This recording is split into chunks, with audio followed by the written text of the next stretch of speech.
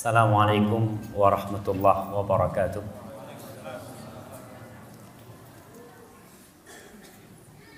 Alhamdulillah alladzi hadana lihada wa ma kunna linahtadiya laula an hadana Allah. Segala puji bagi Allah Jalla Jalaluh yang telah memberikan hidayahnya kepada kita.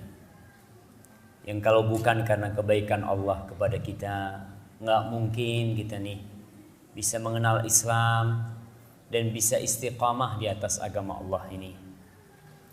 Maka segala puji dan puja hanya milik Allah semata. Allahumma salli wa sallim wa zid wa barik wa an'im ala nabiyyina Muhammad ibn Abdullah wa ala alihi wa ashabihi ajma'in. Ya Allah, semoga salawatmu, semoga salam berkah dan nikmatmu senantiasa kau curahkan untuk hamba kekasihmu, untuk baginda Nabi kita Muhammad sallallahu alaihi wasallam, untuk keluarga beliau, untuk istri-istri beliau. Mungkin pertanyaan pertama buat ibu-ibu, jumlah istri Nabi itu ada 11. Mic-nya udah nyampe sana?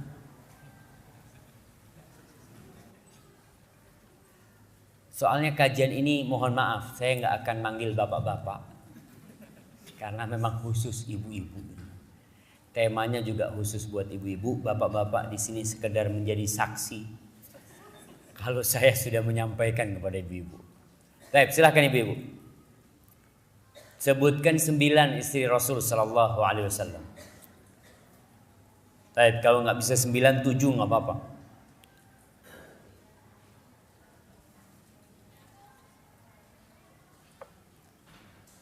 Ada yang mau jawab di sana? Assalamualaikum warahmatullahi wabarakatuh. Waalaikumsalam. Saya mencoba menjawabnya. Istri Rasulullah SAW, Khadijah, Zainab, Fatimah, Khadijah, Zainab, Aisyah, Iya.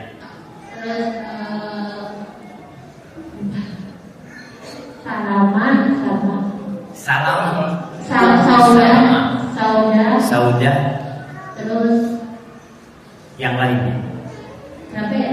5 ya? 5. Siapa lagi? Taib, nggak apa-apa lah, kita kasih hadiah, nggak apa-apa lah. Fadhol nih. Taib. Siapa yang mau melengkapin?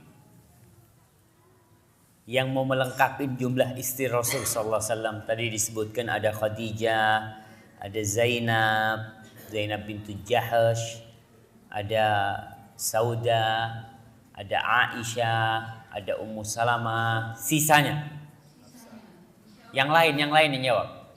Taib.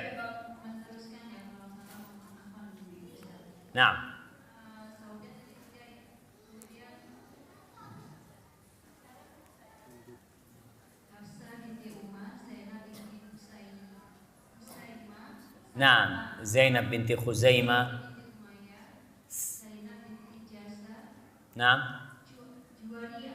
Juwairiyah. Safiyah. Safiyah binti Huyai. Ummu Habibah, putrinya Abu Sufyan. Taib, kasih 2 ini sudah. Taib, barakallahu fiik. Udah cukup kita paling enggak ibu-ibu nih. Ana mau kasih hadiah khusus buat yang namanya Zainab. Ada ibu-ibu yang namanya Zainab? Ada enggak? Istri Nabi itu 2 namanya Zainab. Putrinya Nabi 1 namanya Zainab. Istrinya Ibnu Mas'ud namanya Zainab. Masya Allah. Ada yang namanya Zainab di sini? Masa nggak ada? Bapak-bapak, ada yang istrinya namanya Zainab? Jangan diganti tapi nama istrinya gara-gara tadi. Taib. Kita juga memohon kepada Allah agar menyampaikan salawatnya kepada putra-putri Rasul sallallahu alaihi wasallam, kepada Al-Qasim, kepada Ibrahim, kepada Abdullah, dan untuk Fatimah binti Muhammadin, untuk Zainab, untuk Ruqayyah dan untuk Ummu Kalthum. Dan semoga selawat Allah juga bersambung untuk para sahabat Nabi yang mereka telah berjuang untuk menyampaikan agama Allah ini. Yang terutama adalah Abu Bakar Siddiq, kemudian Umar bin Khattab, kemudian Utsman bin Affan dan Ali bin Abi Thalib radhiyallahu taala anhum ajma'in, yang mereka adalah sahabat-sahabat yang saling mencintai bersama keluarga Rasulullah sallallahu alaihi wasallam. Amma ba'd. Hari ini saya akan berbicara dengan ibu-ibu. Jadi harapan saya ibu-ibu konsentrasi, karena mungkin tidak lama saya akan berbicara. Yang jelas ibu-ibu adalah ummahat, yang berasal dari kata itu artinya induk. Kalau kita melihat umat ini berasal dari adanya kalau nggak ada ibu nggak akan ada umat. Imam juga tidak akan dilahirkan tanpa adanya ibu. Maka benar-benar peran seorang ibu adalah sangat besar sekali dalam memajukan bangsa dan negara ini, khususnya agama kita. Seorang ibu yang tidak memikirkan anak-anaknya, seorang ibu yang hanya memikirkan diri sendiri atau sibuk dengan dunianya, lupa dengan kewajiban-kewajiban dia, maka akan terlahirkan anak-anak yang durhaka kepada orang tuanya, bahkan anak-anak yang tidak bermanfaat buat bangsa dan negaranya. Maka bagaimana seharusnya menjadi seorang ibu? Mungkin saya berbicara dengan sebagian yang sudah menjadi ibu atau sebagian yang masih akan menjadi ibu. Sebelum saya lanjutkan pertanyaannya, yang belum kawin di belakang banyak apa sedikit? Soalnya pengajian rata-rata yang datang ibu-ibu yang tua-tua. Saya subhanallah, saya lihat yang muda-muda kemana? Yang sudah tua-tua ini udah telat nih, masih taunya. Dalam artian anaknya udah pada besar semua, mungkin anaknya sudah menikah semua, dia udah punya cucu. Maka harapan ke depan insya Allah ketika seorang ibu datang, anaknya dibawa. Anak-anaknya dibawa ya. Baik menantunya mungkin ya dibawa agar dia datang juga menyimak. Sehingga bisa menjadi ibunda harapan umat dan harapan bangsa serta negeri kita. Ketika berbicara tentang peran seorang ibu, kita akan berbicara peran seorang istri. Karena pada hakikatnya dari istri itulah muncul anak-anak yang kemudian mengangkat derajat seorang wanita menjadi ibu. Seorang wanita yang tidak memiliki anak, semoga Allah Subhanahu wa taala memberikan kepadanya anugerah anak. Tapi ada wanita-wanita yang tidak memiliki anak. Allah mengatakan wa yaj'alu man yasha'u aqima, dan sebagian orang Allah jadikan mandul, enggak punya anak. Ada sesuatu yang kurang dalam diri dia. Dia merindukan panggilan ummi, panggilan ummah, panggilan ibunda. Dia rindu sekali dengan panggilan itu. Tapi apa hendak dikata? Allah tidak menakdirkan dia untuk menjadi seorang ibunda. Tapi tetap dia memiliki peran yang besar menjadi seorang pendamping lelaki-lelaki yang mereka adalah pemimpin dari wanita. Allah Subhanahu wa taala di surat Al-Baqarah ayat 228 Allah mengatakan walahunna mithlul ladzi 'alaihinna bil ma'ruf walirrijali 'alaihinna darajah. Walahunna, dan wanita-wanita itu memiliki hak-hak yang sama dengan kewajiban-kewajiban mereka secara yang ma'ruf, yang sesuai dengan uruf yang ada, dengan tradisi yang ada. Jadi hak dan kewajiban wanita ini sebenarnya sama. Tapi Allah mengatakan walirrijali 'alaihinna darajah, dan lelaki-lelaki memiliki satu derajat yang lebih di atas wanita. Apa derajat seorang lelaki di atas wanita? Sebagian ulama menjelaskan bahwasanya derajat yang dimaksud dalam ayat ini adalah kewajiban untuk ditaati perintahnya. Kemudian hak menceraikan Karena hak menceraikan ada di tangan siapa? Di tangan kaum lelaki. Tidak di tangan wanita. Wanita berhak atau dia diperbolehkan menggugat cerai ketika ada sebabnya. Tapi kita berbicara tentang derajat yang Allah berikan kepada kaum lelaki. Pada kesempatan kali ini kita hanya akan membahas tentang kewajiban para wanita. Saya tidak akan membahas tentang hak-hak kaum wanita. Dan mungkin kajian ini sudah sering disampaikan kepada ibu-ibu. Bahkan saya beberapa kali ke Pamekasan di Madura itu. Setiap datang ke Pamekasan, mereka ngomong, "Ustaz, tolong jangan berbicara tentang kewajiban ibu-ibu kepada suaminya. Kita sudah bosan dengarkan itu." Iya, sebagian ibu-ibu seperti itu. Oke, saya ketika mereka minta itu saya tidak sampaikan hal itu. Kemudian subhanallah, setelah 6 atau 7 tahun kemudian, saya datang ke pulau itu. Ternyata pesan ibu-ibu sama. Dia mengatakan, "Ustaz, tolong disampaikan jangan tentang kewajiban-kewajiban istri kepada suami." Saya katakan kepada mereka, "Enggak, hari ini saya sampaikan tentang kewajiban-kewajiban. Karena 7 tahun yang lalu kalian mengatakan hal itu. Berarti selama 7 tahun enggak ada kajian tentang kewajiban ibu-ibu terhadap suaminya." Maka sangat penting sekali karena Allah Subhanahu wa taala tatkala mengatur hubungan suami istri ini, di situ ada hak dan kewajiban. Tapi perlu diingat juga bahwa berbicara tentang hak dan kewajiban kadang-kadang membuat orang bosan hidup. Yang ada hanya menuntut. Suami menuntut kepada istrinya, istri menuntut kepada suaminya. Saling tuntut menuntut. Kalau sudah ada tuntut menuntut seperti ini, keharmonisan akan hilang dari rumah itu. Karena seorang istri mengatakan itu hak saya. Seorang suami mengatakan kepada istrinya itu kewajibanmu. Kemudian si istri mengatakan kepada suami, "Bang, itu kewajibanmu dan mana hak aku?" Nggak selesai kehidupan yang seperti itu. Maka kita akan melihat bagaimana Islam mengatur hubungan suami istri ini. Untuk bapak-bapak, besok ada kajian khusus untuk mereka insya Allah. Yang pertama, kewajiban seorang istri adalah taat kepada suaminya, patuh kepada suaminya. Ini adalah awal keharmonisan di rumah tangga. Kalau ketaatan ada di situ, kepatuhan ada dari diri istri kepada suaminya, mulai benih-benih keharmonisan di rumah tangga itu akan hidup. Tapi kalau itu sudah hilang, selesai. Yang ada adalah kesengsaraan antara suami dan istri. Allah Subhanahu wa taala mengatakan, "Ar-rijalu qawwamuna 'alan nisa." Lelaki-lelaki adalah pemimpin bagi kaum wanita. Bima faddalallahu ba'dahum 'ala ba'din wa bima anfaqu min amwalihim.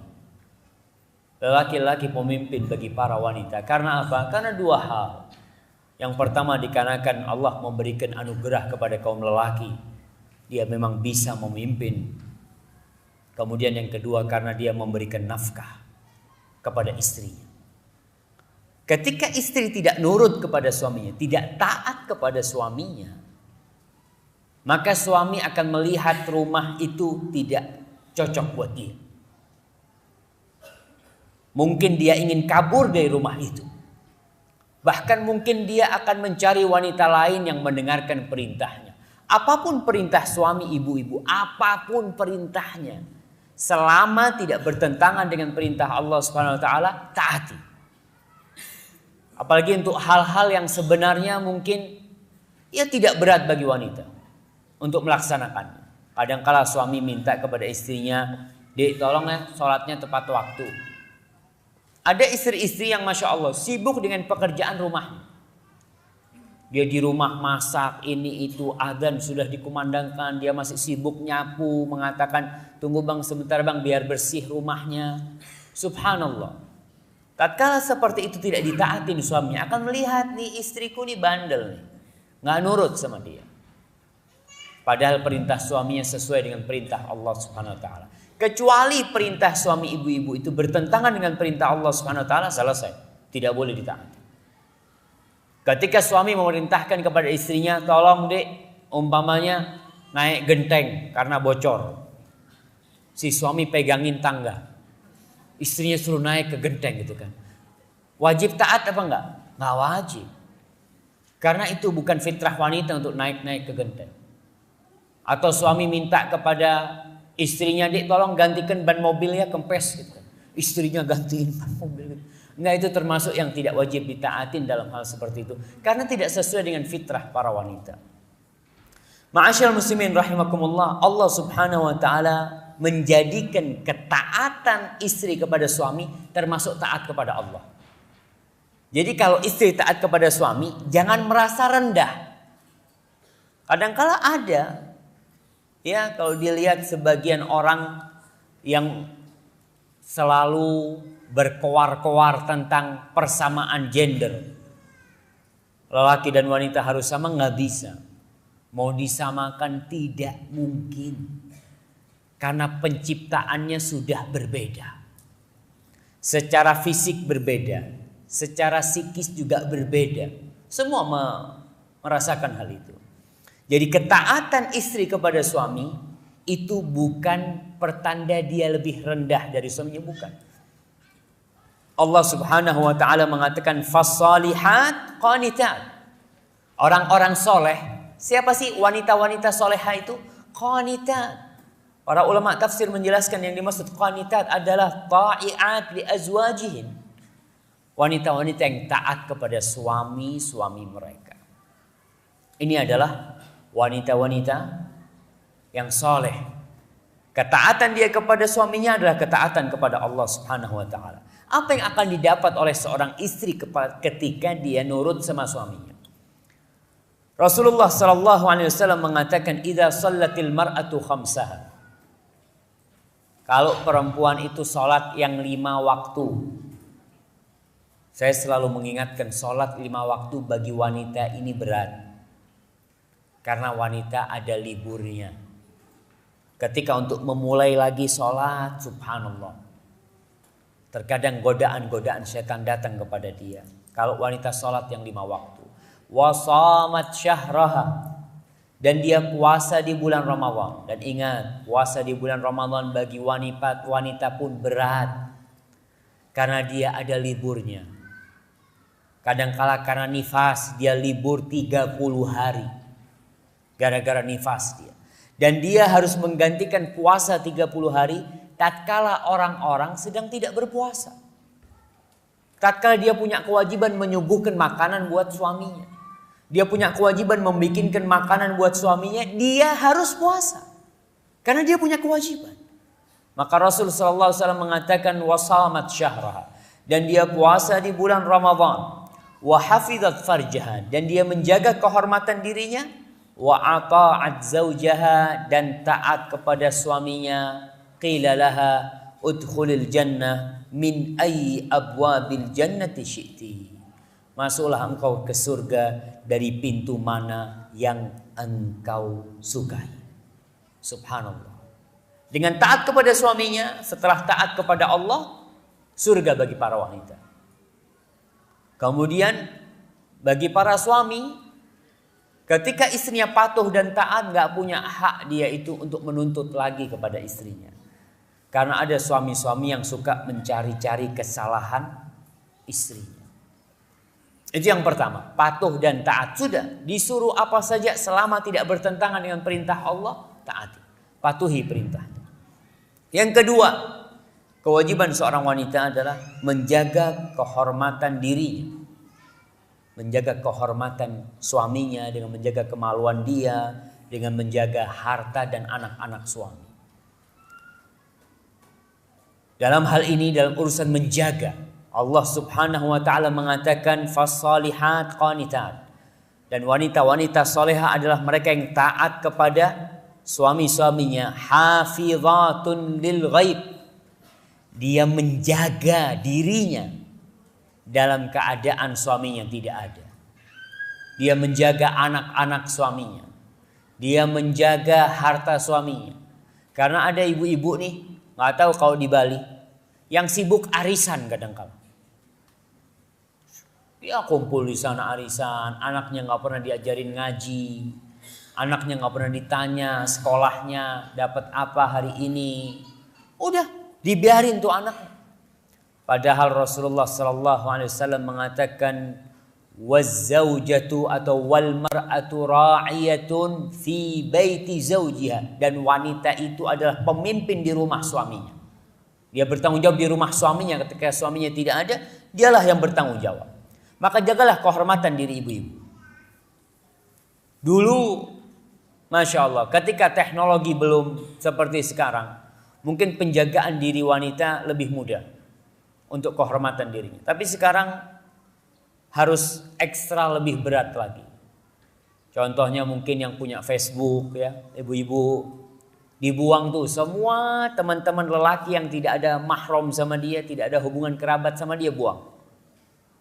Kemudian mungkin di Twitter apa aja lah, pokoknya medsos ini untuk menjaga kehormatan suaminya dibuang. Karena terkadang ibu-ibu ditinggal sama suaminya, ditinggal sebulan, 2 bulan, nggak ada yang ngajak ngobrol di medsos. Mulai dia ketemu sama teman lama dia, kadangkala teman SMA dia, ada yang istilahnya apa? Apa tuh? CLBK. Apaan tuh CLBK tuh? Hah?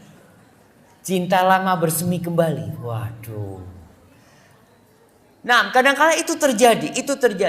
Bahkan tidak sedikit yang minta cerai nanti istrinya gara-gara seperti itu. Karena nih setan nih. Mungkin saya katakan lelaki ini yang menggoda tuh istri orang, setan.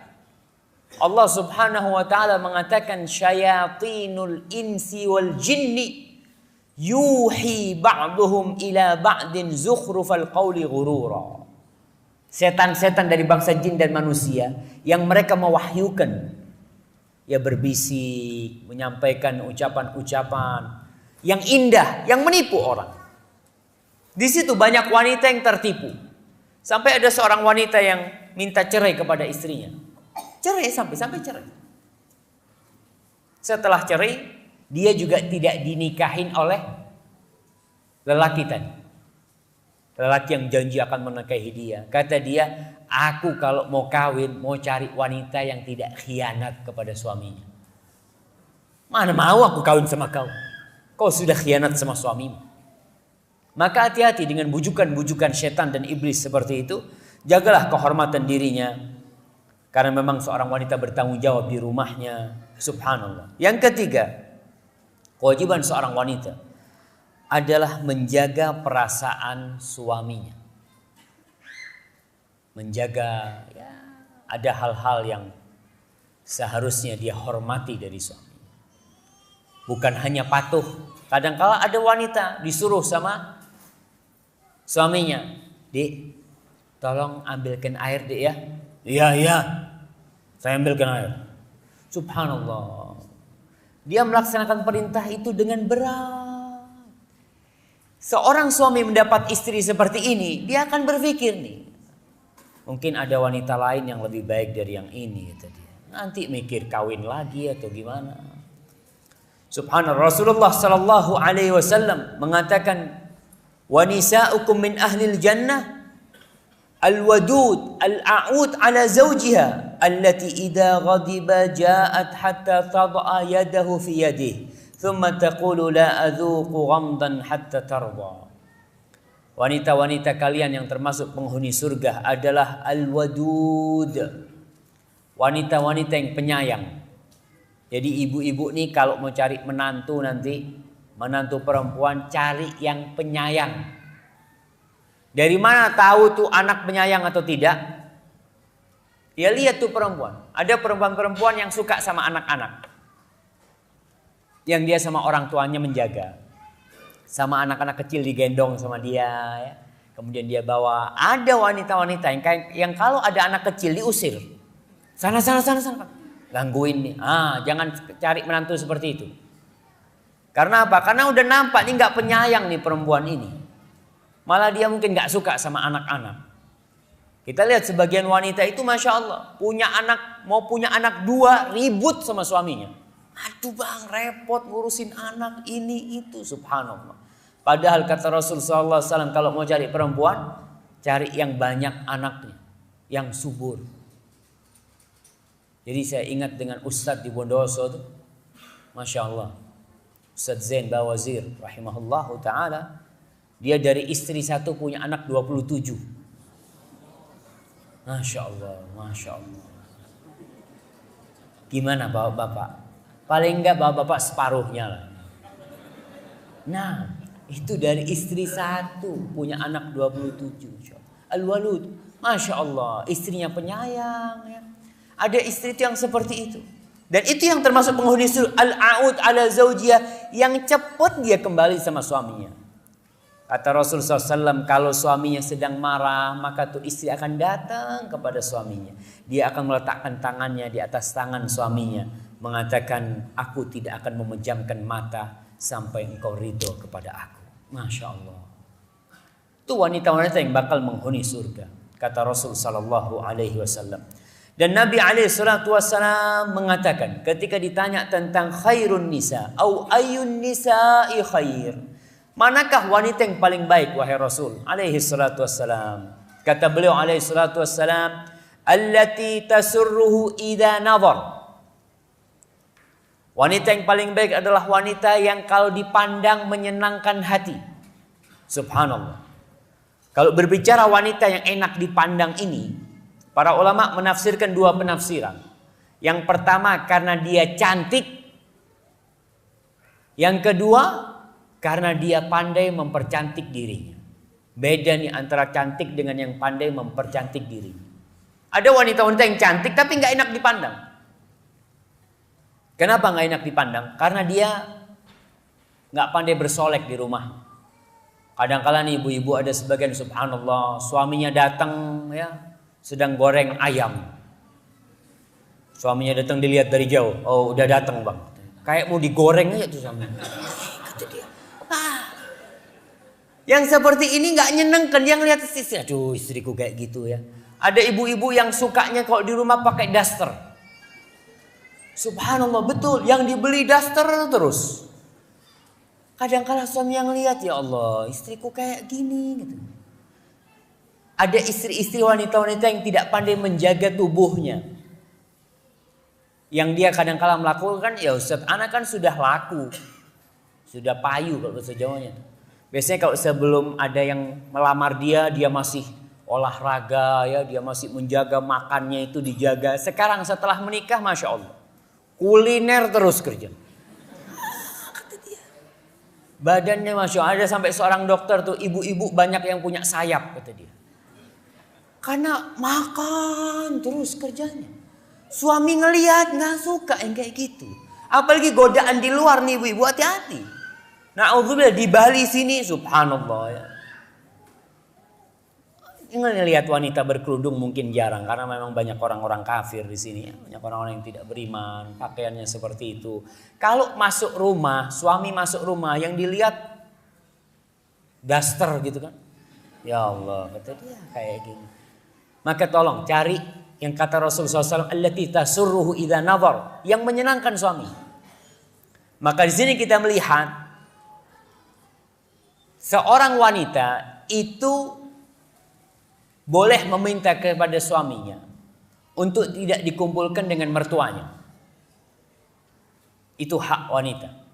Allah Subhanahu wa taala mengatakan askinuhunna min haitsu sakantum min wujdikum wala tudarruhun. Tempatkan istri-istri kalian ya sesuai dengan kemampuan kalian. Di rumah, di tempat tinggalnya sesuai dengan kemampuan kalian. Wala tudarruhunna. Dan jangan membahayakan para wanita. Jangan membahayakan para wanita. Ini saya tidak menyuruh ibu-ibu untuk menuntut ya. Tidak. Dalam artian kadangkala ketika kumpul sama mertua, para ulama menjelaskan. Termasuk membahayakan para wanita ketika mengumpulkan dua istri di satu rumah. Itu termasuk membahayakan dia. Dan itu hak istri untuk menuntut. Atau mengumpulkan istri dengan periparan. Dengan ipar-ipar. Karena apa? Di situ wanita tidak bisa mengungkapkan perasaan dia. Mau bersolek gak mungkin. Karena ada iparnya. Dia mau pakai baju-baju yang seksi mungkin gak mungkin. Karena ada mertuanya. Ketika mertuanya ngelihat, ente kayak gini ngapain gitu. Ya, ini mertua memang udah tua gitu kan. Tapi ini, itu nggak bisa. Ketika kumpul memang susah. mau bukain pintu buat suaminya dengan pakaian mungkin dandanan yang Masya Allah, dengan pakaian yang membuat suaminya bergairah mungkin ya. Tapi nggak bisa, dia mau bukain pintu, gimana kata dia?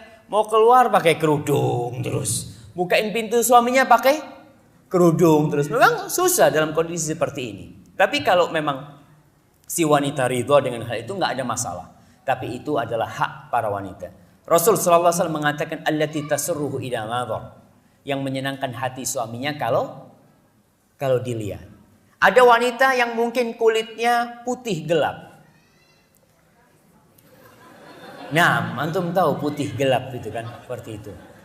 Nggak putih cerah, dia putih gelap, tapi dia pandai bersolek, pandai mengambil hati suaminya. Setiap suaminya datang, ya apa? Bula gitu. Bukanlah kita. Nggak, Masya Allah jemaah.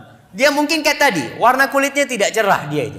Tapi ketika suaminya datang, subhanallah, aroma di tubuhnya, subhanallah. Suaminya buka pintu, dia langsung nyium baunya istrinya. Masya Allah, ini istri pun, Masya Allah. Bukan bau bawang jemaah. Biasanya di rumah nih ibu-ibu Masya Allah. Yang taruh di perutnya apa? Minyak kayu putih atau minyak telon. Dah dimasuk rumah kayak masuk kamar bayi gitu kan. Aduh. Subhanallah, hati-hati. Di sini Rasulullah SAW menganjurkan kepada para wanita untuk menjadi yang paling baik, yang dia bisa bersolek untuk suaminya, dia bisa menjaga tubuhnya, menjaga dirinya, tidak sibuk dengan cuma makan saja ya. Wa tuti'uhu idza amar. Wanita yang paling baik yang kalau disuruh dia taat. Wa la tukhalifuhu fi nafsiha wa maliha bima yakrah. Dan wanita itu tidak membantah kepada suaminya dalam urusan diri dia atau harta dia ya. Kadangkala suaminya ngasih nasihat kepada istri atau si suami minta istrinya untuk datang kepada dia, ya bismillah. Kadangkala nih suami ada perlu sama ibu-ibu. Ibu-ibu ada tamunya. Usir tamunya. Bismillah. Tolong nih. Ada perluan gitu kan? Suruh pulang seperti itu. Itu termasuk bagaimana menjaga kehormatan suami. Jangan sibuk sama temennya, ngobrol sama temennya, suaminya ditinggal sendirian gitu kadangkala. Itu termasuk tidak menghormati suaminya. Kemudian Al-Baihaqi dan sebagian ulama meriwayatkan bagaimana nasihat seorang ibunda kepada putrinya. Itu Asma binti Kharijah Al-Fazariyah. Ketika dia hendak mengantarkan putrinya untuk menemui suaminya pada malam pernikahan. Sang ibu mengatakan, "Ya bunayya, wahai putriku, innaki kharajti minal ushil ladzi fihi darajti." Wahai putriku, tak lama lagi kau akan keluar meninggalkan sarangmu. Al-ush itu seperti burung. Biasanya kita lihat burung itu dari telur, kemudian dia mulai besar, dikasih makan terus. Ketika sudah mulai besar, dia akan belajar terbang. Engkau akan keluar pertama kali nih dari tempat sarang atau dari tempat ayunan yang kau di situ ditimang-timang selama ini. Kemana? Fasirti ila firashin lam ta'rifi. Kau akan menuju, akan berpindah ke atas ranjang yang engkau tidak mengenalnya. Nggak kenal. Suaminya kayak apa dia taunya cuma dari luar. Maka hati-hati ibu-ibu ketika menikah. Jangan sembarangan menikahkan putrinya atau menerima lamaran seseorang. Banyak lelaki-lelaki yang datang ibu-ibu terima gara-gara kecantikannya. Gara-gara kegantengan suaminya. Wah, Masya Allah ganteng banget orangnya, diterima. Dapat 2-3 tahun minta cerai. Kadangkala dapat setengah tahun minta cerai. Kenapa kok diterima waktu itu? Kenapa kok mau? Karena hanya melihat kepada luarnya saja. Hati-hati. Dan ini penyebab banyaknya perceraian terjadi kadangkala karena salah milih.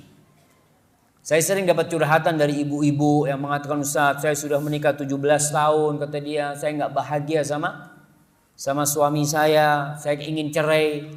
Yang perlu ditanyakan, tuh suami pilihan siapa? Dia yang milih. Kadangkala hasilnya hasil pacaran juga. Dia dapat tuh.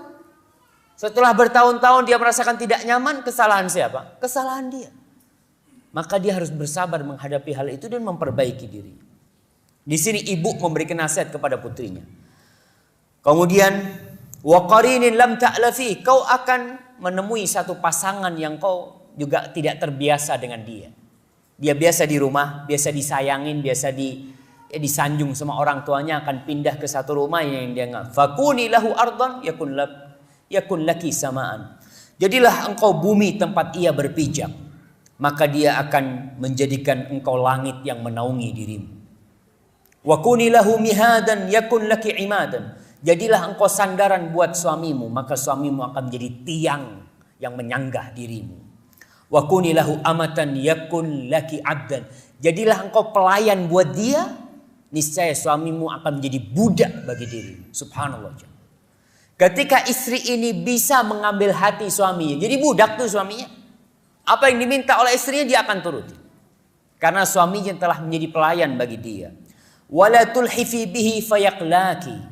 Jangan suka meminta hal-hal yang memberatkan suami, yang merepotkan suami.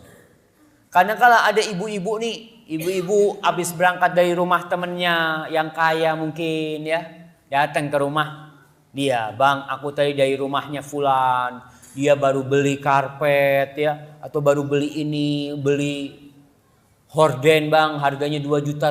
Nih suami diliatin istrinya, kata dia. Ya terus maumu apa gitu? Sahih, kadang-kadang kalau sudah dia menuntut lebih kepada suaminya, yang ada kebencian dari suami. Sampai ada seorang, saya punya teman dulu di Madinah, dia habis telepon, dia ngomong sama saya, Taufik, ana mau ceraikan istri ana. Ana, bang, kenapa mau diceraikan istri? Bayangkan, kata dia, ana kerja di sini nih, jadi supir, kata dia. Ana telepon sama dia, ceritanya tentang villa fulan. Dia punya sepupu berangkat baru beli villa 1,5 miliar, kata dia. Ya gimana, nggak sakit hati, kata dia. Betul. Maka tolong ibu-ibu menjaga, jangan menuntut lebih kepada suaminya. Dia berusaha untuk menerima. Wala tubaidi anhu fayansab. Jangan menjauh dari suami. Dia akan melupakan diri. Ada istri-istri yang berusaha jaga jarak dari suaminya, akhirnya dilupakan oleh suaminya. Kemudian nasihat ini, karena waktunya sudah habis nih waktunya. Hah? Allahu Akbar. Baik.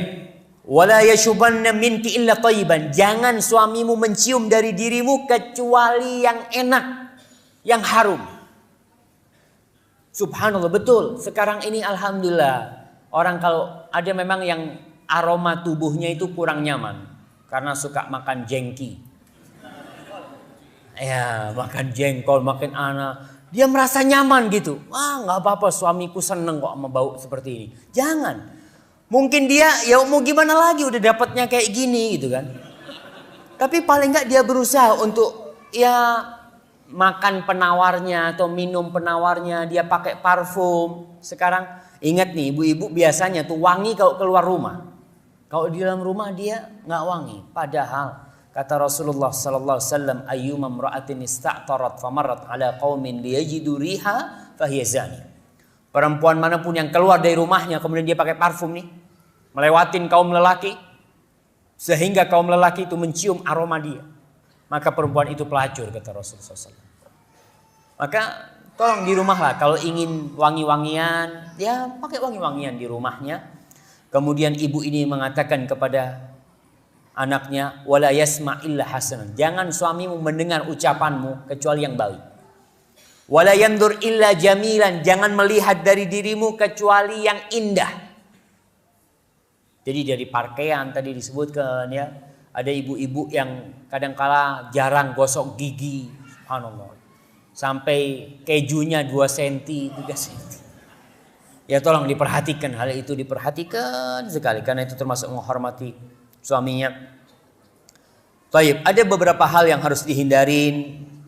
Saya hanya akan sebutkan ini, saya tidak akan jelaskan. Yang pertama, jangan mentaati suami dalam urusan kemaksiatan kepada Allah. Jangan. Ada suami-suami yang kadang-kala suka istrinya itu bersolek.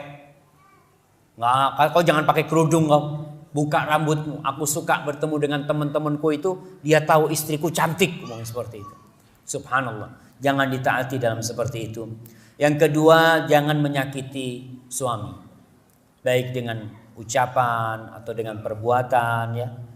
Kemudian yang ketiga, jangan mengingkari kebaikan suami. Itulah judul tadi yang disebutkan. Rasul sallallahu alaihi wasallam mengatakan, uritun nar, ditampakkan kepada aku neraka, fa idza aktsaru ahlihan nisa, kebanyakan penghuni neraka itu wanita. Ketika saya sampaikan hadis ini, ada seorang wanita yang protes. Ustaz, gimana Ustaz? Bukan suami-suami ini yang biasa selingkuh atau apa? Dia yang seharusnya kebanyak penghuni neraka, kata dia. Saya mengatakan, tuh suami ibu selingkuh sama wanita apa sama lelaki? Ya, sama wanita juga kan ya. Di satu sisi memang subhanallah, jangan. Rasul sallallahu alaihi wasallam mengatakan kebanyakan penghuni neraka itu wanita. Kenapa? Yakfurna. Karena mereka kufur. Ditanya oleh para sahabat, ayakfurnal ashir, ayakfurna billah, apakah mereka kufur kepada Allah Subhanahu wa taala? Wanita-wanita itu kufur kepada Allah? Tidak, kata Rasul sallallahu alaihi wasallam. Yakfurnal ashir wa yakfurnal ihsan. Wanita-wanita itu kufur kepada suaminya, kufur kepada kebaikan suaminya. Subhanallah. Kebanyakan perceraian itu gara-gara faktor ekonomi. Nggak tahu di Bali.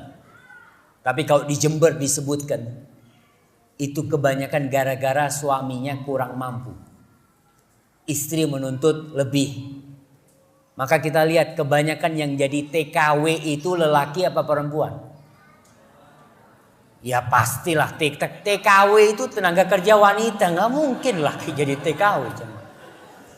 Nah, kebanyakan TKW ya memang perempuan. Kalau dipikirkan, rata-rata mereka sudah punya suami. Punya suami. Tapi karena dia ingin lebih. Berangkat ke Malaysia, berangkat ke Saudi, berangkat ke Korea. Ditinggalkan tuh suaminya. Nggak diurusin. Karena dia merasa, ya suamiku cuma bisa ngasih makan sama aku. Dia nggak bisa bikinin rumah, nggak bisa beliin mobil, subhanallah. Dan ketika dia meninggalkan suaminya, na'udzubillah min dzalik. Banyak kemungkaran-kemungkaran yang terjadi di luar sana. Tidak sedikit wanita-wanita yang sudah bersuami hamil di sana, kawin lagi di sana. Na'udzubillah min dzalik. Gara-gara tadi kufur kepada kebaikan suami. Kalau ibu-ibu membayangkan ya kebaikan suami ibu-ibu nih, yang kata Rasulullah SAW, kalau aku menyuruh seseorang untuk sujud, aku suruh wanita sujud kepada suaminya. Hadis itu sahih. Kalau dilihat nih suami ibu, bagaimana tatkala dia sudah besar, dia itu memilih ibu, memilih istri ini.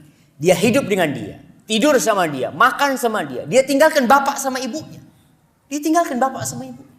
Kadang-kadang seorang ibu itu ketika anaknya sukses, kepingin anaknya itu bersama dia. Tapi rela tuh ibunya, sudah kau bawa tuh. Kadang-kadang si anak ngomong, bu istriku kepingin rumah sendiri, iya fadhal. Keridhaan mertua kepada perempuan itu harus disyukuri. Bagaimana dia yang seharusnya bersama orang tuanya sekarang bersama. Bismillah.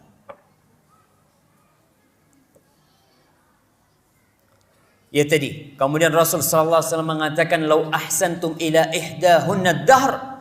Kalau engkau berbuat baik kepada tu wanita sepanjang tahun, thumma ra'at minka syai', kemudian melihat satu kesalahan di dirimu, maka perempuan itu akan mengatakan, ma ra'aitu minka khairan qat. Dia akan mengatakan, engkau tidak pernah membahagiakan aku. Tidak ada satupun kebaikan dari dirimu. Gara-gara satu kesalahan suami. Suami ibu manusia biasa, wajar berbuat salah. Dan itu terjadi. Pernah ada seorang raja di Andalusia. Raja di Andalusia ini, Masya Allah. Ketika Islam jaya di Spanyol sana. Istri raja ini melihat anak-anak kampung, gadis-gadis kampung itu mandi lumpur. Di sawah itu ya, mereka mandi lumpur. Si istrinya kepingin mandi lumpur. Gimana jemaah? Masa istrinya raja mandi lumpur? Sudah, aku bikinkan lumpur. Dibikinkan lumpur dari coklat, dari misik, dari minyak wangi. Dibikinkan tuh lumpur. Dia mandi itu istrinya di lumpur itu dengan aroma yang tetap indah buat dirinya. Selesai. Setelah beberapa tahun kerajaan itu hilang. Kerajaan itu hilang. Nih suami istri yang awalnya raja jadi gembel. Subhanallah, begitu jahatnya yang namanya politik. Kemudian satu hari si istrinya ini mengatakan kepada suaminya, karena suaminya nyakitin istrinya, mengatakan, "Ma ra'aitu minka khairan qat." Aku tidak melihat satupun kebaikan dari dirimu. Kata si suami, nggak ada kebaikan dari aku. Sampai hari aku bikinkan engkau lumpur. Apa kata istrinya? Tidak pula hari itu kau berbuat baik kepada aku. Subhanallah. Karena memang perempuan kadang-kala perasaannya lebih besar sehingga dia lupa dengan kebaikan-kebaikan suaminya. Maka jangan mengingkari kebaikan suami ibu-ibu. Apapun yang terjadi, ibu harus bersabar menghadapinya sambil berdoa memohon kepada Allah Subhanahu wa taala agar Allah memperbaiki suami ibu-ibu umpamanya. Kemudian larangan juga yang perlu diperhatikan, jangan minta cerai kepada suami kecuali dengan sebab yang disyariatkan. Kalau memang ada sebab yang syar'i, mungkin suaminya memang ya suka memukul dia, mungkin suaminya memang peminum atau sebab-sebab yang syar'i, maka diperbolehkan bagi para wanita untuk meminta cerai. Kemudian yang selanjutnya, jangan menyebarkan aib suami. Ada ibu-ibu yang kerjanya kalau di majelis-majelis itu, oh suamiku kayak gini, kayak gitu. Dia ceritakan aibnya. Itu merupakan awal atau letupan-letupan kecil perceraian nanti. Akan terjadi perceraian nantinya, subhanallah. Ada seorang lelaki yang Masya Allah, lelaki ini, dia hendak menceraikan istrinya. Ditanya sama orang-orang, ana dengar-dengar ente mau menceraikan istri ente, kata dia. Kata orang ini, urusan ente apa? Itu istri ana. Ana mau ceraikan dia atau apa dia istri ana? Ada apa ente tanya-tanya? Akhirnya pergi itu. Betul, setelah beberapa lama diceraikan. Diceraikan istrinya. Datang lagi tuh swipe-swipenya. Dulu kan istri ente, kata dia. Sekarang sudah bukan istri ente, kata dia. Kenapa ente ceraikan istri ente?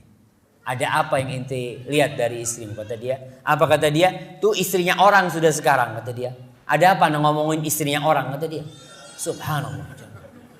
Betul, kita diharapkan untuk menutupi aib pasangan hidup kita. Ya udahlah, kalau memang harus terjadi perceraian atau apa, jangan membongkar aib satu sama lainnya. Rasulullah sallallahu alaihi wasallam mengatakan, "Man satara musliman satarahullah." Barang siapa yang menutup aib saudaranya, maka Allah akan menutup aib dia. Hadza wallahu a'lam bissawab. Mungkin itu yang bisa kita kaji pada kesempatan kali ini. Kita masuk ke sesi interaktif. Mungkin ibu-ibu di sana ada mic, silahkan kalau ada yang ingin disampaikan, tafadhali. Barakallahu fikum. Untuk pertanyaan pertama akan dapat hadiah. Masya Allah. Ana mau kasih hadiah buat penanya pertama. Boleh nggak? Kalau nggak boleh nggak apa-apa nih kita. Soal vouchernya udah Ana pegang. Fadhol ya. Buat penanya pertama.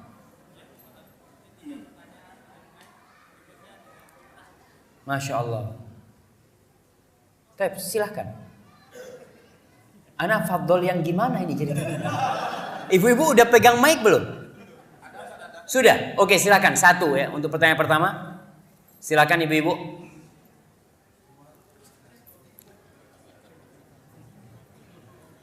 Jadi bapak-bapak nggak boleh tanya ya.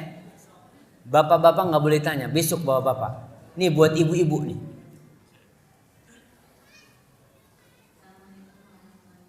Waalaikumsalam warahmatullahi wabarakatuh.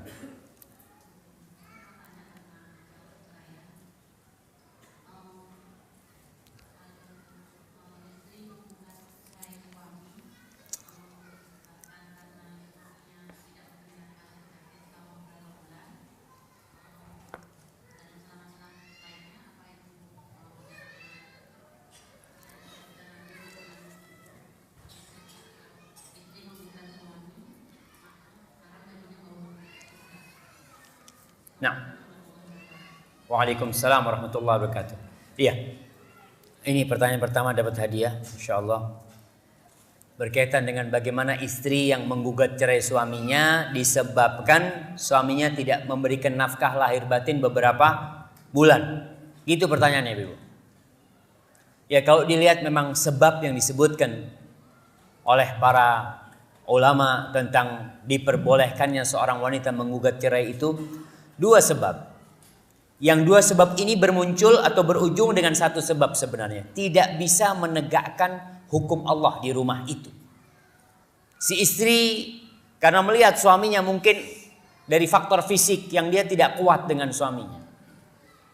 Ada suami-suami mungkin yang memang si istrinya, Ustaz, ana nggak suka sama suami ana, Ustaz.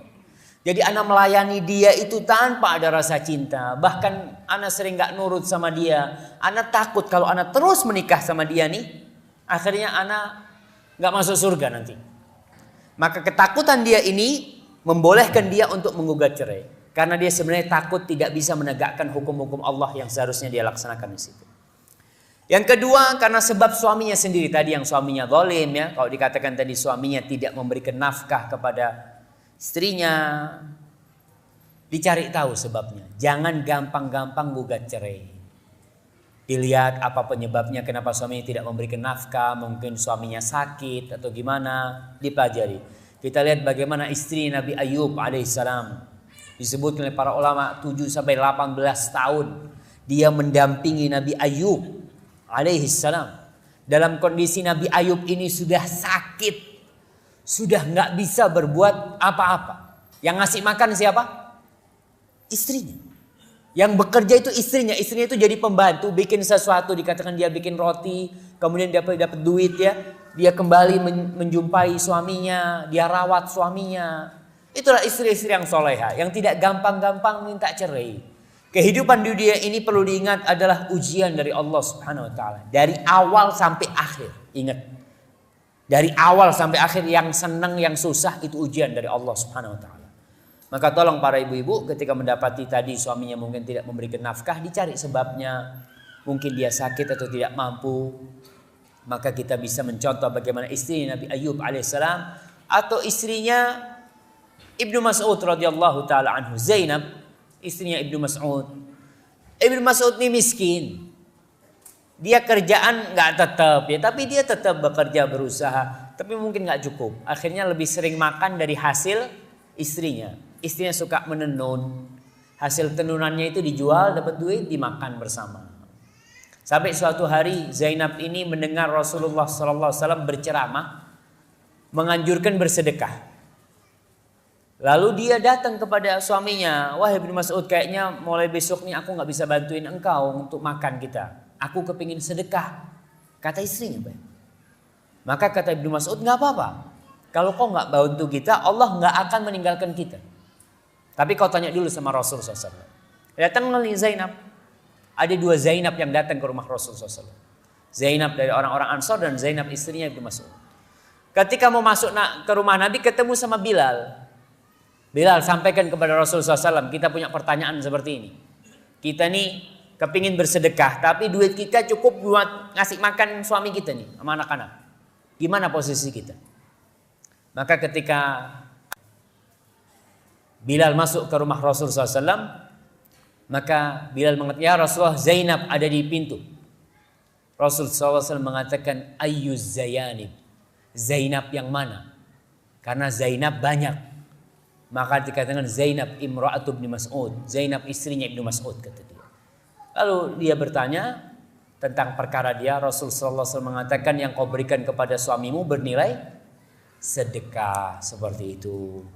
Tapi biasanya memang kalau suami sudah tidak memberikan nafkah, itu pincang rumah tangganya ya. Barakallahu fikum. Nah, itu pertanyaan pertama tadi. Kita akan masuk ke pertanyaan kedua. Dari yang sudah sampai kepada saya ini, Ustaz, bagaimana nasab seorang anak yang terlahir dari pernikahan beda agama? Iya, perlu dilihat masalah beda agamanya ini. Kalau suaminya yang muslim, perempuannya yang non muslim, umpamanya Nasara, nasabnya tetap kepada bapaknya. Nasabnya kepada bapaknya karena pernikahan itu adalah pernikahan yang sah. Kalau pernikahannya tidak sah, umpamanya seorang muslimah yang nikah dengan wanita atau dengan lelaki dari orang-orang bukan ahlul kitab, maka dia tetap ikut bapaknya karena dia memang sudah nggak benar. Nasab dia tetap nasab kepada bapak dia. Tapi pernikahan itu pernikahan yang tidak sah pada hakikatnya. Barakallahu fikum. Nah, ini ada pertanyaannya. Assalamualaikum, pertanyaan, Ustadz, bagaimana hukumnya nikah sirri apakah hak dan kewajibannya sama seperti nikah resmi? Lalu jika dalam pernikahan siri sang istri dititipkan kepada orang tuanya, siapa yang harus dipatuhi terlebih dahulu, suami apa orang tuanya? Sedangkan suami sirinya tidak memberi nafkah. Syukron katsiron. Gimana nih Bapak? Kalau hukum, secara hukum agama, nikah siri sama nikah resmi itu bedanya cuma di surat nikah. Jadi yang nikah siri nggak ada catatan sipilnya. Tapi secara hukum agama nikah itu sah tapi bermasalah. Kenapa saya katakan bermasalah? Karena nanti permasalahannya di hak istri kita yang siri ini dan hak anak. Ketika si bapak meninggal, secara hukum Islam dia itu berhak mendapatkan warisan. Anak-anaknya berhak mendapatkan warisan. Tapi ketika nggak tercatat, biasanya yang dapat warisan yang mana? Yang tercatat. Maka di sini suami zalim dia. Karena dia tahu konsekuensinya dan dia biarkan hal itu. Kalau dia memang tetap memaksa nikah siri, dia harus membuat pernyataan kalau dia itu adalah istrinya. Dan anak-anak dari istri-istri adalah anak-anak dia. Dia bikin pernyataan di notaris atau gimana lah. Supaya hak-haknya itu terjamin. Kemudian kalau secara hak-haknya sama antara nikah siri sama nikah resmi. Nafkah wajib sama wajibnya. Sekarang kalau kondisinya si istri ini tinggal di rumahnya orang tuanya. Dititipkan. Enak banget nih suaminya. Dia titipin yang ngasih makan orang tuanya. Tapi dia minta istrinya taat kepada dia. Di mana dia akan taat ketika engkau tidak memberikan nafkah? Yang merawat tetap orang tuanya. Yang menjaga tetap orang tuanya. Walaupun di satu sisi memang dia wajib taat kepada suaminya. Tapi ketika suaminya tidak memberikan nafkah kepada dia, akan pincang kepemimpinan suami di sini. Maka tetap dia taat kepada suaminya selama perintah suaminya tidak bertentangan dengan perintah Allah Subhanahu wa taala. Tapi kemudian ingat, kadangkala nikah siri ini juga keridhaan ibu-ibu. Si wanita ridho dengan nikah seperti itu, maka konsekuensinya hati-hati. Dengan seperti ini umpamanya ya. Tapi suami-suami yang tidak memberikan nafkah harus mempertanggungjawabkan amal perbuatannya di depan Allah Subhanahu wa taala. Karena memberi nafkah itu bukan sunnah. Memberi nafkah itu wajib hukumnya. Dan kewajiban memberi nafkah ini 100% kewajiban siapa? Suami. Barakallahu fikum. Baik, ini pertanyaan selanjutnya.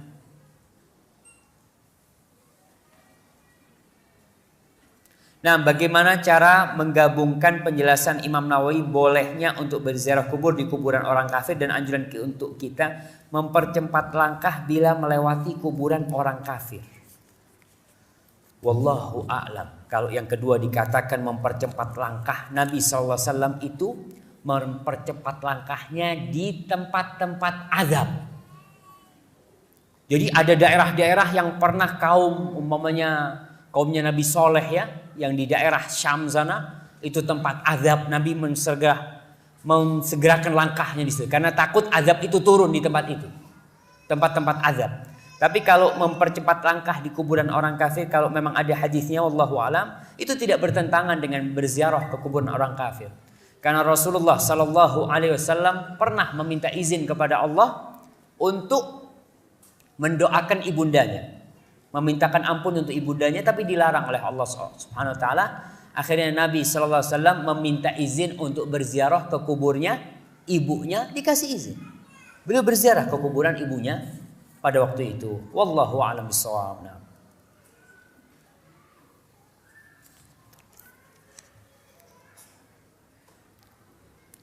Ustadz, benarkah memasak bukan bagian dari kewajiban istri? Jika iya, apa hukumnya menjadi wajib jika diperintahkan oleh suami karena wajib ketaatannya? Mohon jawaban jelas, wajib atau tidak. Subhanallah jemaah. Kalau kita lihat Allah Subhanahu wa taala menjelaskan di dalam Al-Quran secara global tentang hak dan kewajiban istri.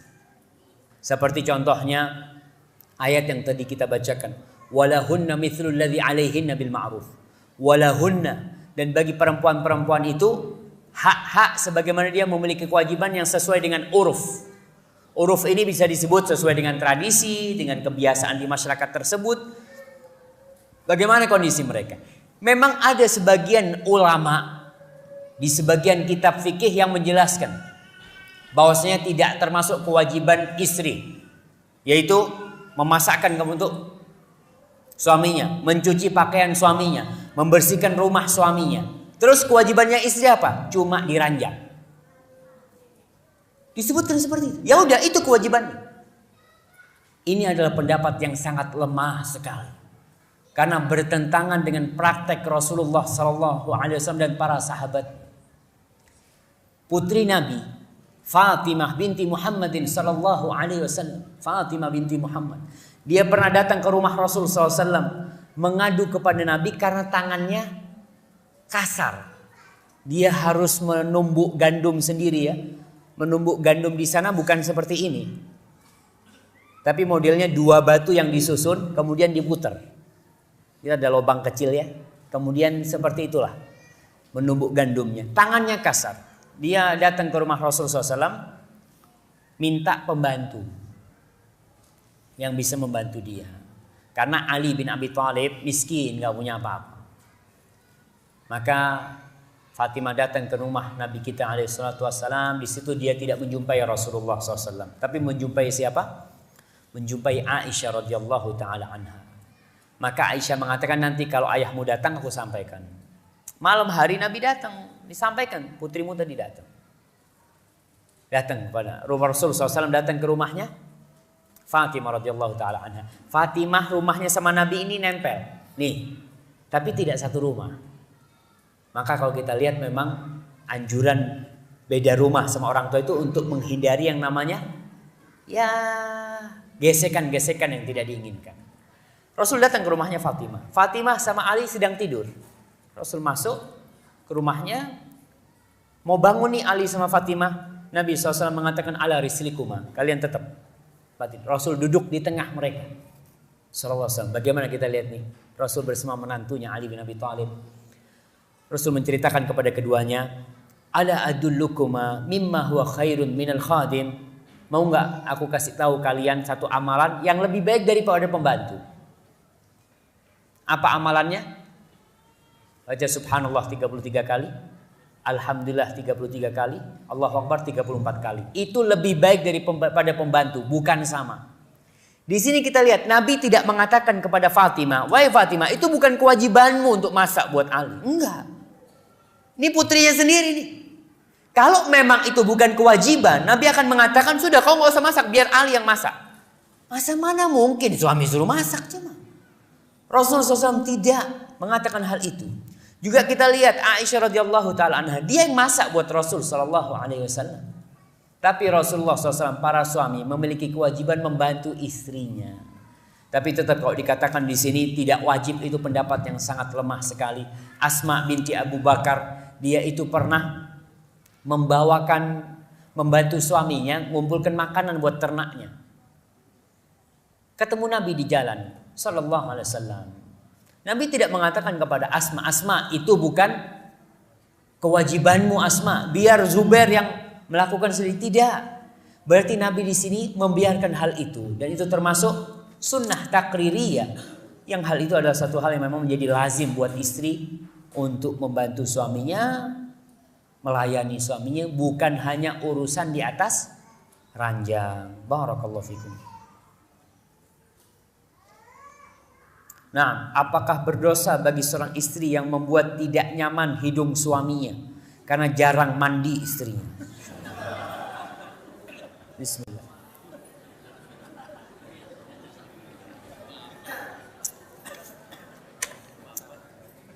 Ya tadi udah dikatakan bagaimana kewajiban kepada istri. Ketika dia tidak menghormati suaminya, ada istri-istri yang nggak mandi, tapi ada kondisi-kondisi tertentu istri nggak mandi. Seperti ketika hamil. Ada istri-istri itu yang kalau mandi muntah-muntah ya. Kadang-kala ada istri-istri kalau hamil nggak suka sama suaminya. Melihat suaminya, na'udzubillah min dzalik. Maka dalam kondisi seperti ini ya harus tahu dirilah suaminya. Maksudnya itu bukan kebiasaan dia, tapi itu memang ya waktu-waktu tertentu. Jadi kalau tadi dia membuat suaminya tidak nyaman, ya dia berdosa. Dia berdosa dalam kondisi seperti ini. Karena tujuan suami istrinya adalah membangun rumah tangga yang di atas sakinah. Gimana kalau suaminya tidak betah? Ibu-ibu, ada suami-suami itu yang malas pulang ke rumah memang. Dia datang masuk rumahnya, istrinya ngajak ribut. Baru masuk rumahnya, bang, dari mana bang? Subhanallah, baru datang suruh duduk dulu lah. Kalau mau disidang, ibu-ibu nih kalau mau nyidang suaminya, nggak boleh. Jadi kadang-kala, bang, sini, duduk sini bang. Anak, kata dia, memangnya persidangan ini enggak, kalau memang ada yang mau disampaikan kepada suaminya sambil ngobrol, bang boleh nggak anak ngomong bang ya? Dia memohon kepada suaminya, insya Allah bisa tuh suaminya dikasih tahu, insya Allah bisa. Subhanallah, assalamualaikum Ustaz. Bukankah Allah menciptakan manusia itu sempurna? Tapi kenapa masih ada bayi yang terlahir cacat atau jauh dari sempurna? Mohon pencerahannya Ustaz. Jazakumullah khairan. Barakallahu fikum. Allah Subhanahu wa taala mengatakan laqad khalaqnal insan fi ahsani taqwim. Kata Allah, kami telah menciptakan manusia dalam wujud yang sempurna. Wujud manusia ini wujud yang paling sempurna. Jadi kalau ada orang yang menghayal bikin sesuatu lebih sempurna dari manusia, nggak akan bisa. Lebih sempurna mana manusia dengan rembulan? Lebih sempurna manusia. Nggak akan ada orang yang berpikir mata yang dua ini gimana kalau mata yang dua ditaruh di samping. Nggak ada. Umpamanya hidungnya ditaruh di atas sini. Nggak ada. Itu udah wujud paling sempurna. Kalau ternyata Allah Subhanahu wa taala menciptakan sesuatu dari manusia yang cacat, Allah Subhanahu wa taala fa'alun lima yurid. Allah bertindak seenak Allah Subhanahu wa taala, sekehendak Allah Subhanahu wa taala. Apa yang dia inginkan, dia lakukan. Untuk apa? Pasti ada hikmahnya. Supaya yang sempurna ini bersyukur sama Allah Subhanahu wa taala. Dan supaya yang cacat itu bersabar kepada Allah Subhanahu wa taala. Dan dia tahu nih bahwa dia ini tidak bisa menciptakan apa-apa. Karena ada kejadian tuh di sana, di Arab sana ada seorang suami yang ngomong sama istrinya, "Istriku, kalau engkau anaknya 8 semua perempuan. Semuanya perempuan." Suaminya ngomong, lagi hamil ke-9. "Kalau anakmu nanti perempuan lagi, aku ceraikan kau." Subhanallah. Seakan-akan yang membuat itu adalah istrinya.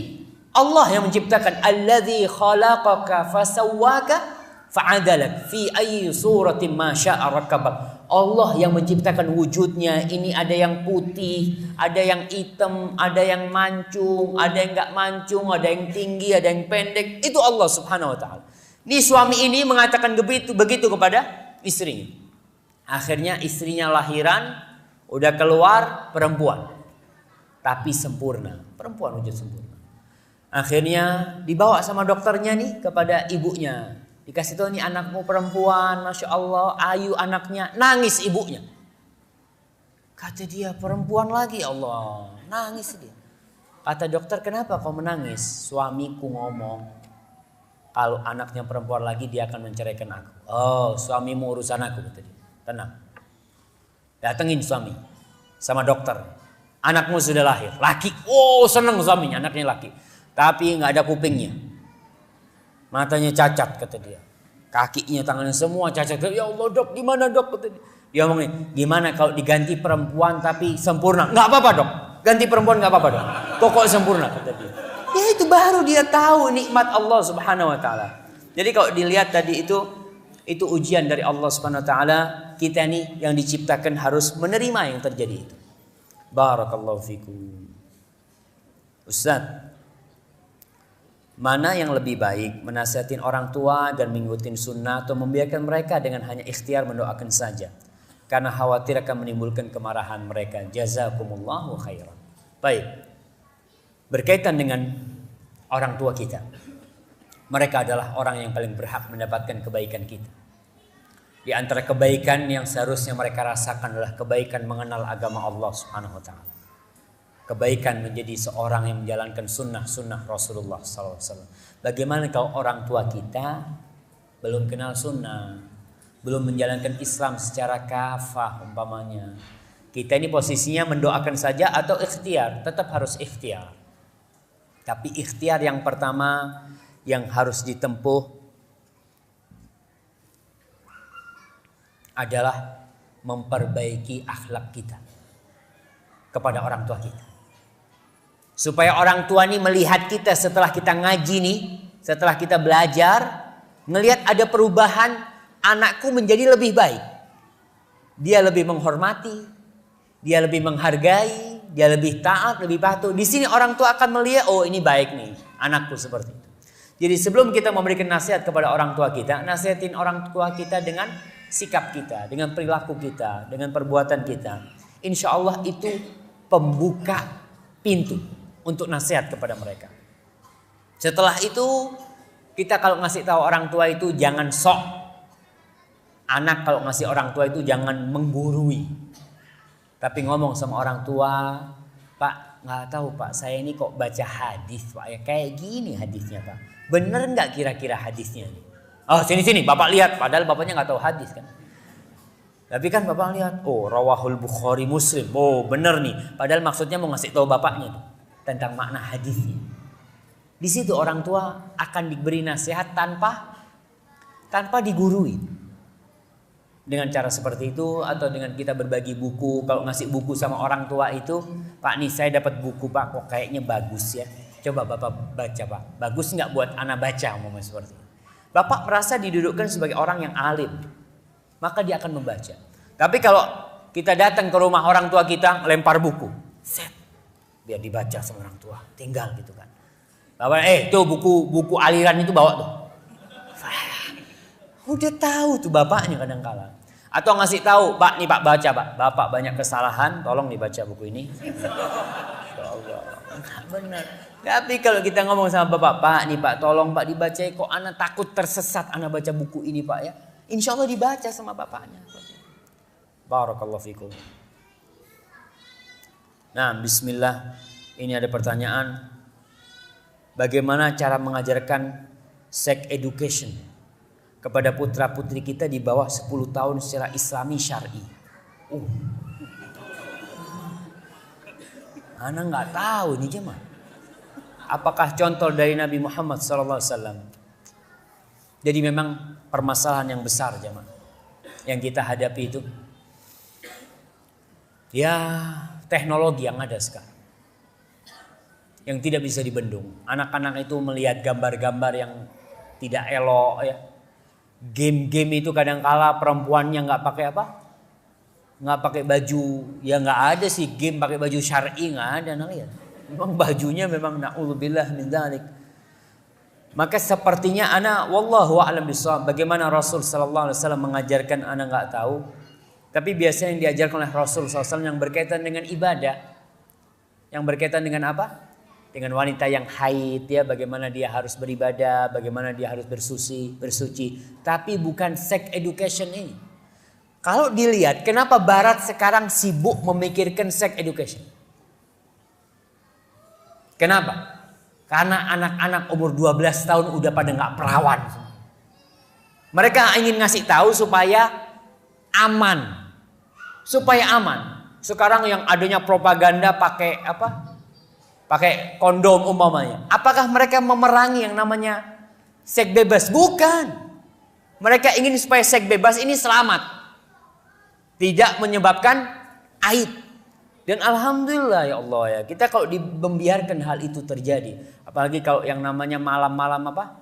Valentine mungkin ya. Seperti itu malah ada pembagian kondom gratis, coklat berhadiah kondom. Na'udzubillahi min dzalik. Itu yang akhirnya kita berpikir bagaimana mengajarkan seks. Ya wallahu a'lam, mana enggak tahu.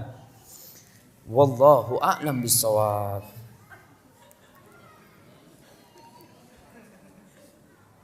Allahu akbar. Ini mungkin salah satu dampak hidup di Bali ya. Bagaimana apabila putra-putri kita pada usia dini sudah terlalu ingin tahu tentang ciuman. Atau apabila putra-putri kita sudah sering memegang kemaluannya tanpa sepengetahuan kita. Bagaimana sikap kita sebagai orang tua Oh, sikap orang tua yang pertama harus cari tahu. Kenapa anak kita mau tahu? Gara-gara tontonan yang dia tonton. Dan na'udzubillah, nggak tahu saya di Bali ini. Tapi saya sempat pada waktu itu ke salah satu negeri kafir. Na'udzubillah min dzalik. Orang ciuman di pinggir jalan, di stasiun itu. Biasa seperti itu. Jadi anak itu ketika dia ingin tahu karena dia melihat. Maka kita yang harus jaga adalah bagaimana melindungi dia supaya dia tidak menonton yang seperti itu. Nah, ini bagaimana sikap kita sebagai orang tua dan apakah ada doa-doa khusus untuk putra-putri kita supaya terhindar dari pelecehan seksual dan terhindar dari keinginan seksual yang menggebu-gebu pada usia dini. Na'udzubillah min dzalik ya. Ini salah satu penyebabnya adalah tidak menjaga pandangan dan orang tua kadang-kala sibuk membiarkan anaknya main game. Atau disetelkan TV daripada ngeributin orang tua, nih kasih game nih, nanti main game sudah, orang tuanya ngobrol sama teman-temannya supaya tidak diganggu oleh anak-anaknya. Maka di sini tugas orang tua memilihkan sekolah yang bagus buat anak-anaknya. Kadang-kala jauh, nggak apa-apa jauh, tapi syar'i lebih selamat. Kadang-kala sebagian orang tua mengatakan nanti saya kepingin anak saya jadi dokter, jadi apa, lupa dia tuh. Bahwasanya anaknya bagaimana bisa menjadi penghuni surga. Dia hanya memikirkan dunia anaknya. Adapun doa-doa yang diajarkan, salah satunya doa yang Allah ajarkan di surat Al-Furqan. Allah mengatakan bahwasanya orang-orang hamba-hamba Allah yang beriman doanya apa? Rabbana hablana min azwajina wa dzurriyyatina qurrata a'yun waj'alna lil muttaqina imama. Kemudian doa yang dibaca oleh Nabi Ibrahim apa? Rabbij'alni muqimas shalah wa min dzurriyyati rabbana wa taqabbal du'a. Kemudian wajnubni wa baniya an na'budal asnam. Ya Allah, jauhkan aku bersama anak keturunanku dari menyembah patung-patung. Bayangkan Nabi Ibrahim aja takut keturunannya nyembah patung. Keturunan Nabi. Apalagi kita, kalau Nabi Ibrahim aja takut, bagaimana dengan kita? Ustaz, bagaimana hukum bila suami istri dipaksa bercerai? Padahal suami istri saling menyayangi dan pemerintah sudah mengeluarkan surat cerai. Apakah boleh suami dan istri menikah lagi tanpa si istri menikah lagi? Tunggu nih. Bagaimana hukum bila suami istri dipaksa bercerai? Mungkin ini yang sudah cerai 3 kali ya. Betul ibu-ibu? Atau yang bertanya ini ya. Jadi kalau sudah terjadi talak sampai 3 kali, maka suami istri memang harus bercerai. Udah gak bisa. Balik lagi tidak akan bisa kecuali si istri menikah dengan lelaki lain. Menikah beneran. Bukan menikah sandiwara gitu kan, bukan. Nikah beneran. Maka di sini para suami hati-hati ya, dan ibu-ibu juga hati-hati memancing suaminya. Kadang-kala si ibu-ibu marah sedikit sama suaminya, udah ceraikan aku. Suami marah, udah aku ceraikan kau. Padahal mereka masih saling mencintai. Akhirnya terjadi perceraian. Nanti rujuk lagi, cerai lagi, rujuk lagi, udah sampai 3 kali udah habis tuh. Nggak bisa rujuk lagi kecuali si istri menikah dengan laki lain. Memang ada yang seperti ini karena mereka masih saling mencintai, tapi memang ya ucapan talak itu sering diucapkan. Maka nggak bisa kecuali si istri menikah dengan lelaki lain. Kalau pertanyaannya ini. Tapi kalau ini sudah terjadi perceraian baru 1 kali, umpamanya kemudian sudah keluar surat cerai, masih bisa rujuk dia dengan, bukan bisa rujuk ya. Kalau masih masa iddah bisa rujuk. Tapi kalau sudah keluar masa iddah, mereka bisa menikah baru lagi. Wallahu a'lam bishawab. Bagaimana apabila suami melaksanakan poligami namun tidak sesuai dengan syariat agama, sehingga membuat kondisi rumah tangga timpang? Ya, orang-orang yang melaksanakan poligami yang tidak sesuai dengan syariat, sebagaimana rumah tangganya timpang, dia akan dibangkitkan pada hari kiamat dalam kondisi timpang pula. Seperti itu. Namun ibu-ibu kalau suaminya poligami, Jangan serta-merta minta cerai. Aku nggak kuat. Kadang-kadang seperti itu, udah pulangkan aku, jangan. Karena berpikir hidup ini nggak lama. Hidup ibu mungkin kalau sudah umur 40 tahun mungkin tinggal 20 tahun, 23 tahun mungkin. Dan hidup ini isinya ujian tadi. Kalau memang suami sudah menikah lagi, maka mintalah hak ibu kepada Allah Subhanahu wa taala. Kalau suami tidak memberikan hak itu, dan suami ibu akan dihisap sama Allah Subhanahu wa taala. Kasihan sama anak-anak ya. Kadang-kadang kalau anak mau cerai, biar anak-anak mau jadi apa, nggak ada urusan sama anak. Subhanallah. Tuh anak-anak aset kita. Dia yang akan mendoakan kita. Kalau suami kita tidak perhatian sama kita, mudah-mudahan anak kita akan perhatian sama ibu-ibu nanti.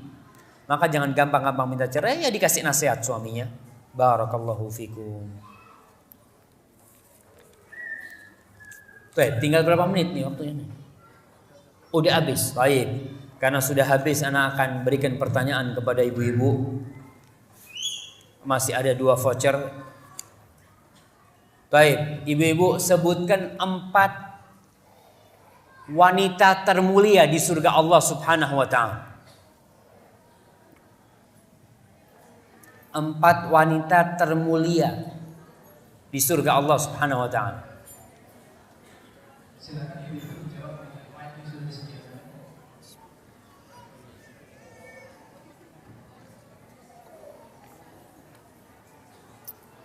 Saya ulangi pertanyaannya saja. Sebutkan wanita termulia, 4 wanita termulia di dalam Islam. Di surga. Di surga.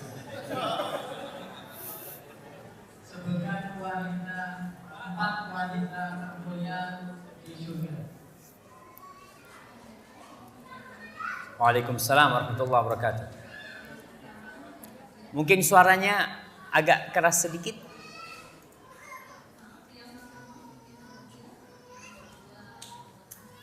Yang pertama Khadijah, yang kedua Asia,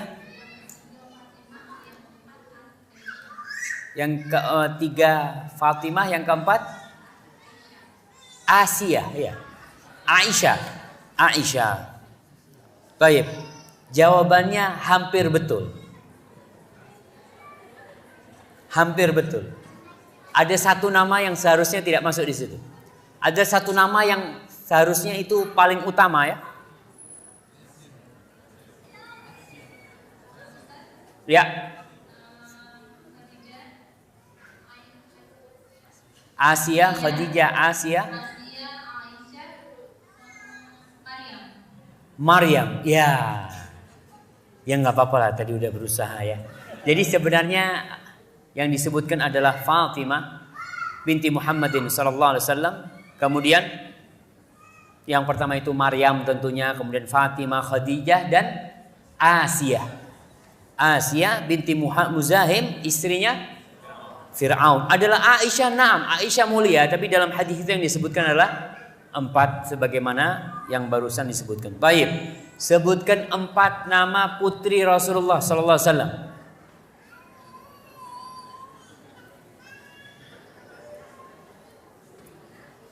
Silakan ibu-ibu. Waalaikumsalam warahmatullahi wabarakatuh. Zainab, Ummu Kulthum, Ruqayyah, Fatimah, Masya Allah. Barakallahu fiik ya. Benar jawabannya. Semoga pertemuan kita di tempat ini dirahmati oleh Allah Subhanahu wa taala, dan perpisahan kita dari tempat ini juga dilindungi oleh Allah Subhanahu wa taala. Wallahu a'lam bishawab. Apabila benar yang ana sampaikan itu dari Allah Subhanahu wa taala, kalau ada yang salah dan kurang berkenan itu dari diri saya sendiri, Allah dan Rasulnya terbebaskan dari kesalahan itu. Subhana rabbika rabbil izzati amma yasifun, wassalamun alal mursalin walhamdulillahi rabbil alamin. Wassalamualaikum warahmatullahi wabarakatuh.